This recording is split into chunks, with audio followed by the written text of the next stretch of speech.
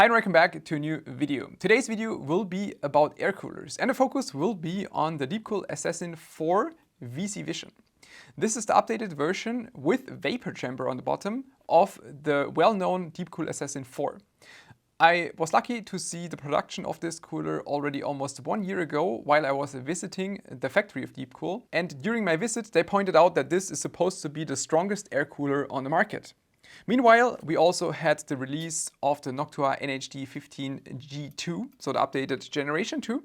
And that's why I thought, okay, so what is the strongest or maybe best air cooler currently on the market? And that's what I'm trying to find out in today's video. This video is sponsored by the new Thermal Grizzly A115 contact frame for Intel Arrow Lake CPUs. From our testing, our contact frame can improve the temperatures on an overclocked 285K by up to 6 degrees Celsius if you switch from the normal Intel ILM and up to 4 degrees Celsius if you switch from the reduced load ILM. All feedback from the previous generation was taken into account and the frame is now easier to mount, features an additional isolation layer on the bottom and has new updated stainless steel screws. Check out the frame in the link below. I'm using this platform to test AM5 based with a 7950X. I'm using memory modules that are slightly higher than just very average normal ones, but also not too high. I simply want to see if the air coolers can adapt to different dim height.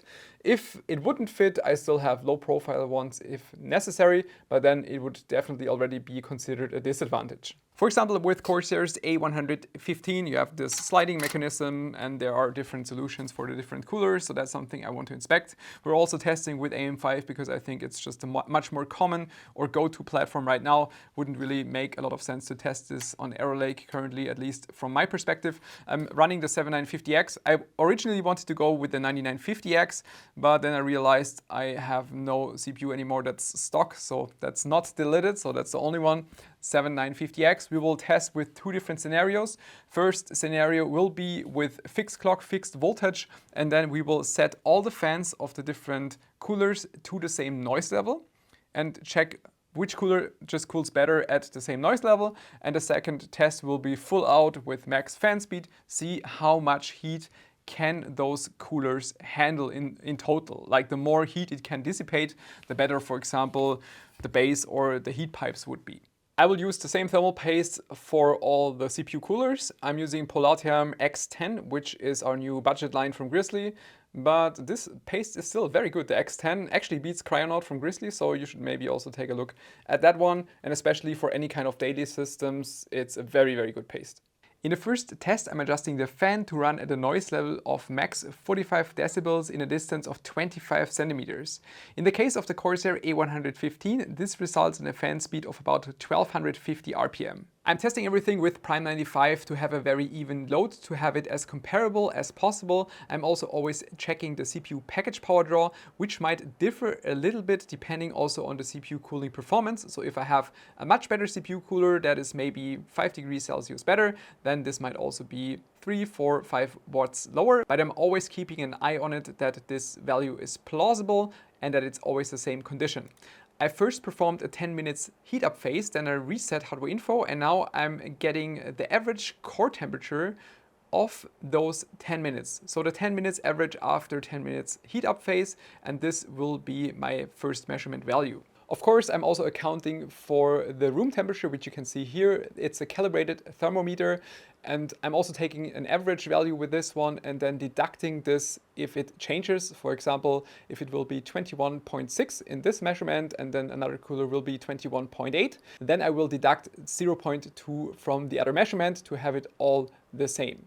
The second metric will be how much heat can the CPU cooler constantly dissipate before reaching 95 degrees Celsius core temperature, so that is the top value, and in this case we can see that it's 253 watt for the Corsair cooler.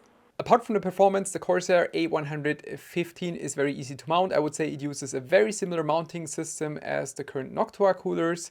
It is also very easy when it comes to adapting the fans to the increased height of the DIMMs. So you can see the front fan sits a little bit higher.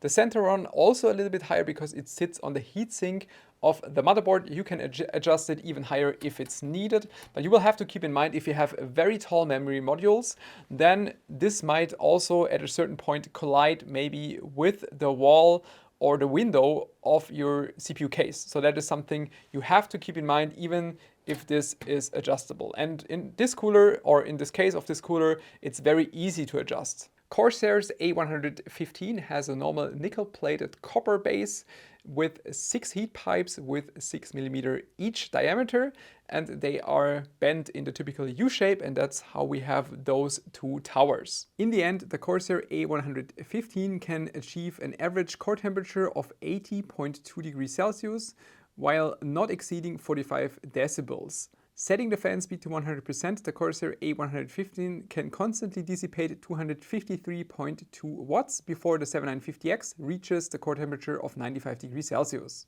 To have even more coolers for the comparison, we are adding the Endorfy Fortis 5 ARGB that is listed online for about €51. It's only with a single 140mm fan, 220 watt max rating, but I think price performance wise this might be interesting. At least I never tested it so far. The mounting system of the Fortis 5 is also quite simple. You have some standoffs, then you add the frame, and then on the frame you have those two screws where you can add and tighten down the cooler.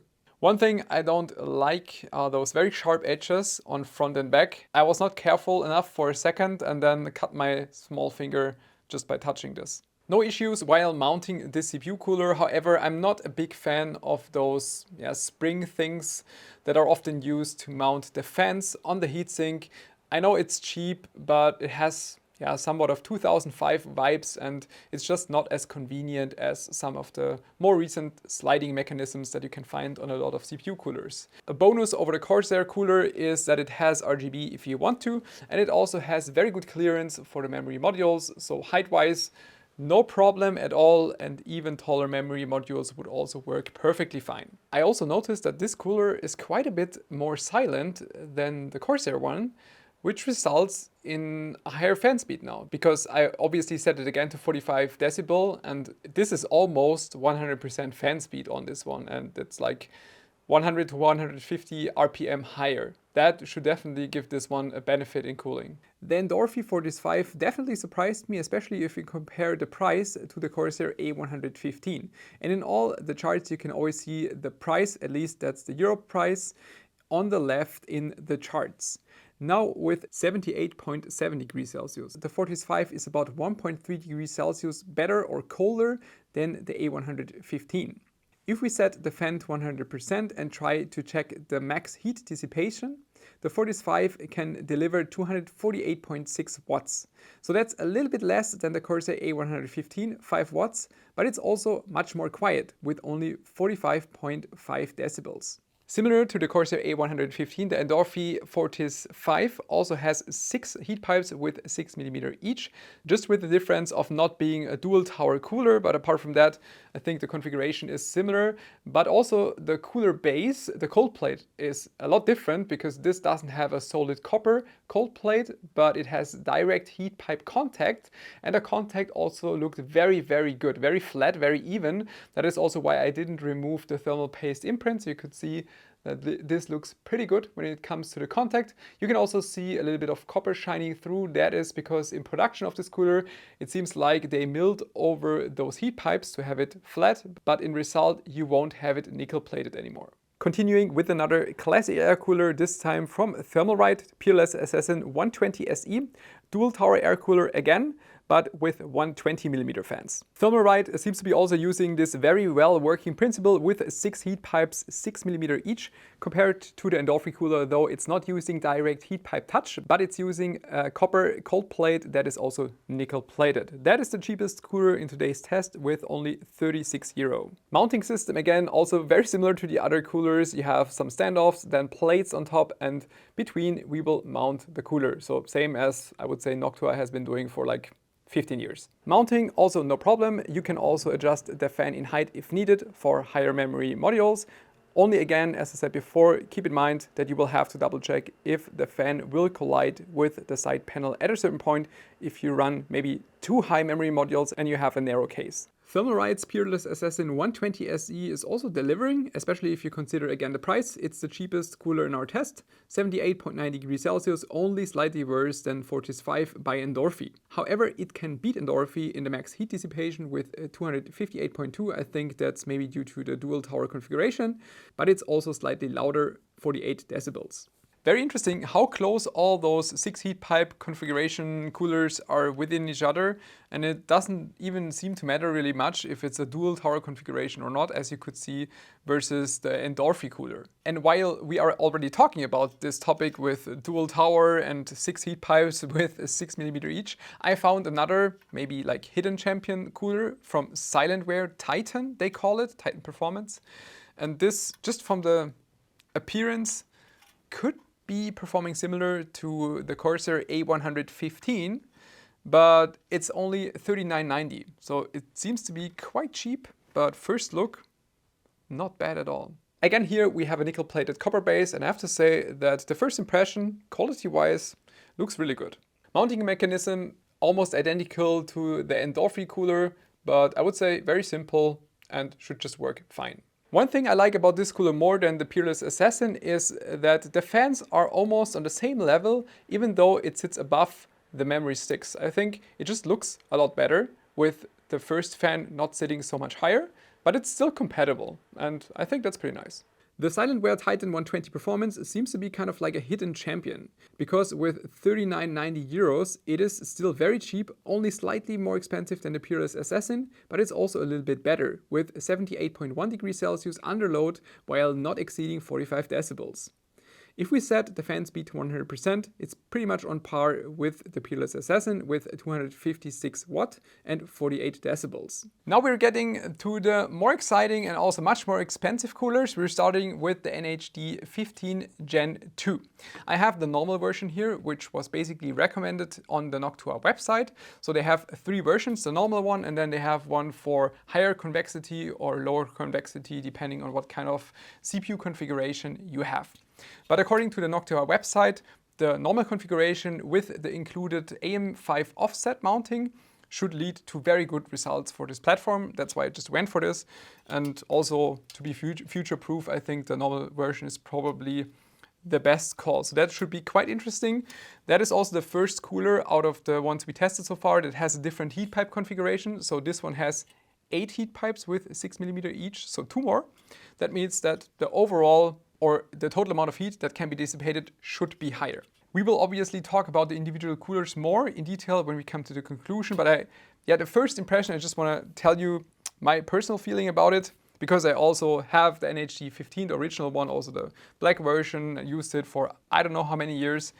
I was honestly a little bit disappointed when it comes to this cooler, simply because I expected a bigger change. For considering how many years are between those coolers, they just look almost identical. Like if you neglect maybe the fan blade shape, there's not much difference. And even, I mean, on the coolers that we already saw, maybe like a $40 cooler, they have, for example, covers on top to hide the heat pipes, which usually don't look as nice. And I mean, this is $150, so I'm a little bit disappointed, to be honest, by the Gen 2, at least when it comes to the visuals.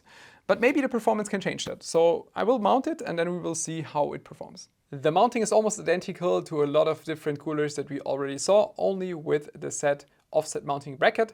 And you just use the outer holes and then the cooler will be shifted by 7mm towards the GPU. So I just have to make sure that there's enough clearance here, and then that should be great.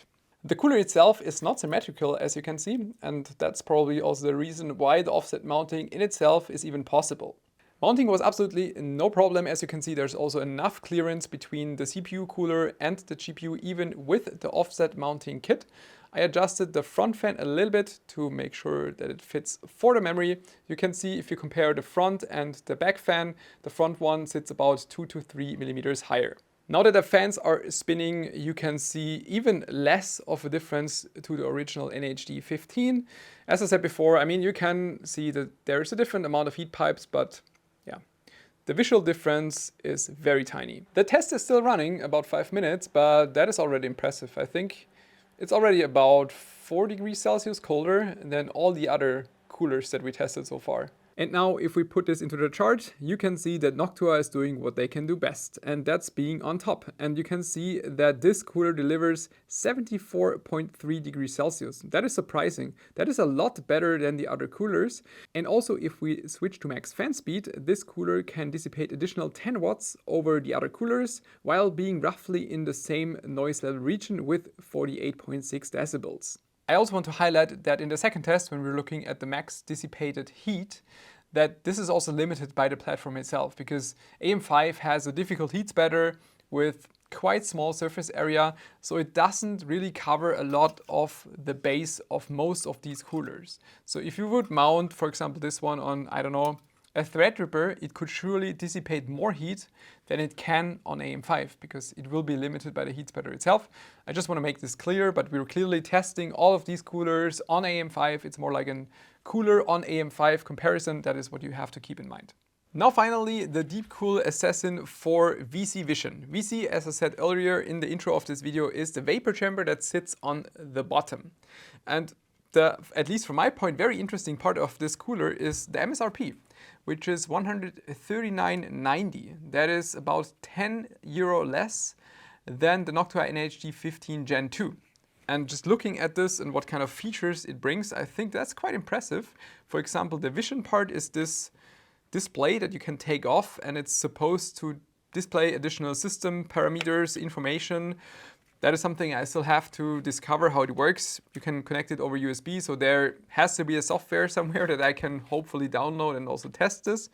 But just looking at the cooler itself, it's also interesting when it comes to the heat pipe configuration, because this one uses 7 heat pipes with 6mm each, so technically one less than the NH-D15 Gen2, but at least DeepCool claims a higher overall power dissipation. That's maybe due to the vapor chamber, but yeah. That should be quite interesting.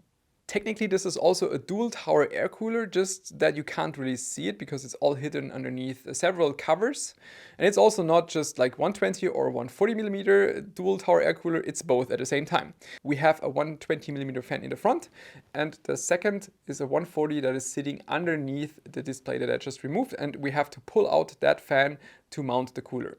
Mounting system, again, similar to the others, we have some standoffs, then some plates on top, and that's where we will mount the cooler. Mounting also no problem at all. Theoretically, you could also attach a third fan if you want to on this area right here. There's also a bracket included to do so, but you would have to order that fan separately. And I'm also not sure if that makes sense.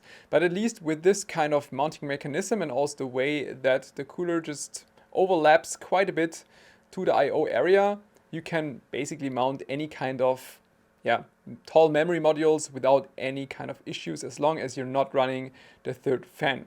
The downside though will be that it's blocking anything on the I/O area, so if you have anything on there on your motherboard, maybe LED screen or whatever, it would be blocked by the cooler. Finally, also was able to install the DeepCool software, and the display is quite nice. It also displays correct information. It aligns with hardware info. So we have CPU temperature, we have the clock, we have utilization, and we have the power consumption numbers. Downside though is that you have to keep running the software in the background, otherwise it stops updating. The DeepCool Assassin 4 VC Vision is also a very strong air cooler, but at least in this scenario it was not enough to beat Noctua. 75.1 degrees Celsius is a strong result, but it's not the best in the chart, at least if you're looking at this specific AM5 scenario. But if we change to max heat dissipation at 100% fan speed, it is different, and I think that might be due to the vapor chamber. Compared to the NH-D15 G2, the Assassin 4 VC Vision can dissipate additional 13 watts, but it's also 2 decibels louder. But at least in this chart, the Assassin 4 VC Vision would be the strongest and the highest heat dissipating cooler that I tested so far. In this video, we had different types of air coolers. We had price performance oriented ones and also high performance air coolers. And I think we'll just talk about price performance coolers yet. And I think what impressed me was Endorfy Fortis 5 ARGB. If you look at the fact that it's a single fan and it's also a single tower solution, that it's a little bit more narrow and allows higher memory compatibility, I think this is a pretty good call. And also in the scenario of the max heat dissipation, this one stayed pretty silent. The only thing I didn't really like is the fact that all the edges are extremely sharp and that there's definitely a risk, if you're not careful, that you can cut your finger. The Silentware Titan 120 performance, I think, is also a very good call when it comes to price performance. I'm not even sure if that's available in all the regions, but at least in Germany, I think this should be a very good cooler when it comes to price performance. This one, if you just put it on paper, is 4 degrees Celsius worse than the NH-D15, but it only costs 40 versus 150. So I think that is a significant price difference for only very little performance difference. And also the way it's built looks very high quality, good to me. I also liked how the fan is mounted to it in terms of memory compatibility. So even with the higher memory stick, the front fan didn't really exceed the top layer of the cooler itself as what we had on the Peerless Assassin. So I think pretty nice one. If you're now asking which of these is the better air cooler, it's not that easy to tell because they win in different scenarios. The NH-D15 Gen 2 is doing what Noctua can do best, silent and very strong operation. It is about 1 degree Celsius better at a noise limited scenario, while the DeepCool cooler can just overall dissipate more heat. Now the second topic is much more subjective, and that is the overall package. Well, there's one part that's more objective, and that's at least that the DeepCool cooler has this display that you can take off and displays cool information. If you're a fan of that, then this cooler delivers a little bit more at 10 euro less. So that's the objective part. The subjective part is more about the design. And honestly, I already said this during the video, I was a bit disappointed about how this cooler looks for what it costs. I mean, it delivers really good performance, but for example, if you compare it with the Titan 120 Silentware cooler that costs 40 euro, so almost a fourth of the price, even that one has like a nice cover to hide the end of the heat pipes. I'm not sure why they didn't do that. Like it doesn't look enough 2024 to me. I like the fans. The fans are very, very fancy, and the design, it looks performance, it looks cool.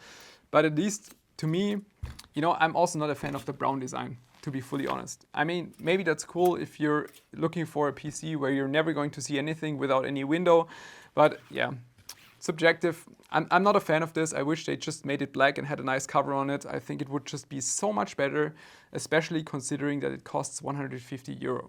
And also those spring mechanisms, yeah, it doesn't feel that nice. For example, if you compare it to the Corsair A115, which I probably wouldn't recommend anymore after this video, at least if you look at price performance.